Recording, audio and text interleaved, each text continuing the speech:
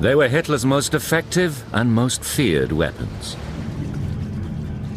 Submarines that attacked in coordinated groups like wolves.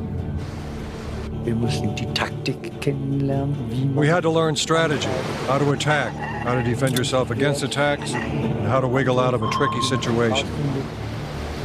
In the Second World War, these stealthy predators sank thousands of Allied merchant ships, choking Britain in an economic stranglehold and devastating US coastal shipping from New York Harbor to the Gulf of Mexico. All of a sudden, this tremendous explosion and a sheet of fire just shot skyward.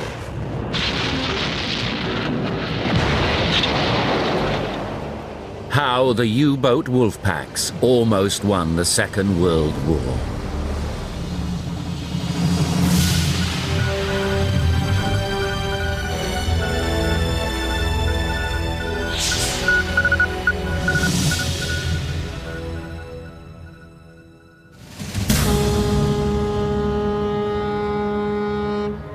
In the quiet seaport of Wilhelmshaven, Germany, submarine sailors in the modern German Navy train for combat exercises.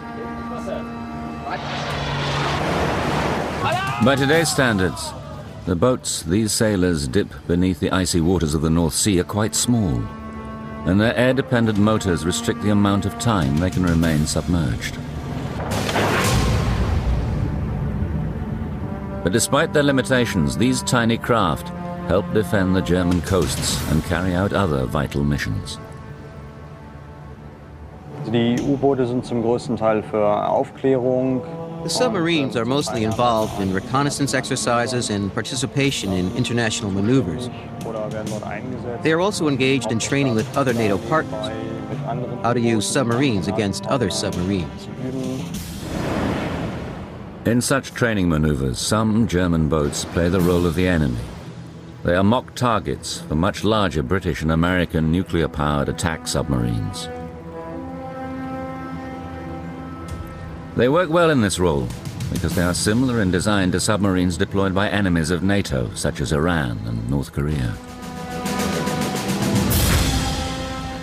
But while combating German submersibles is now merely a useful training exercise, in the past century, for the British and the Americans, it was a very real and very deadly challenge. In July 1935, German Navy Captain Karl Dönitz received word that he had been chosen to rebuild the German U-boat fleet. He harbored mixed feelings about the assignment. Years earlier, Dönitz had commanded a U-boat in the First World War. Then, the mission for him and his fellow submarine captains had been to wage war on British commercial shipping and cripple her economy.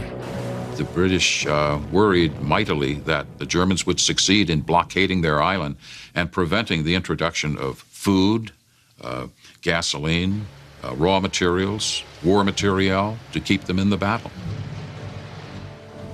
While Dönitz and his comrades enjoyed initial success, the British eventually defended their merchant ships by forming them into convoys, protected by fast maneuvering destroyers. This tactic defeated the U-boats.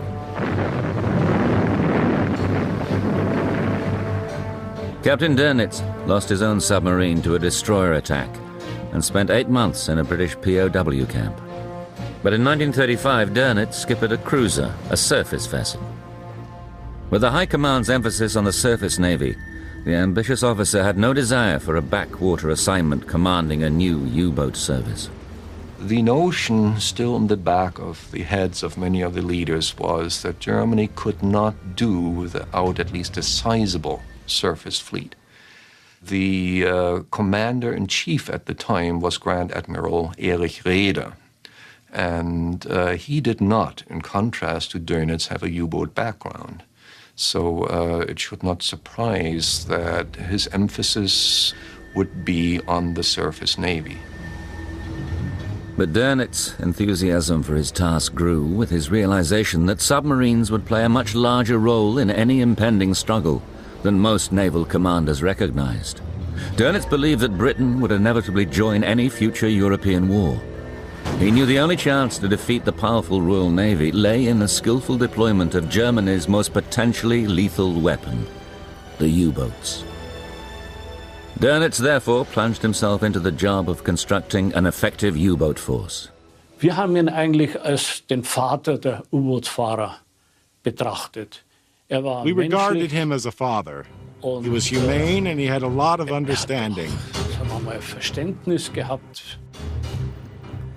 He developed a radical new approach to the deployment of submarines, the rudiments of the idea having first occurred to him 20 years before, as he languished in a British POW camp. For Dönitz, the primary reason U-boats were no match for British convoys in the last war was that each boat had hunted by itself and attacked at random. Once a U-boat fired on a convoy, it gave away its position, and destroyers immediately counterattacked.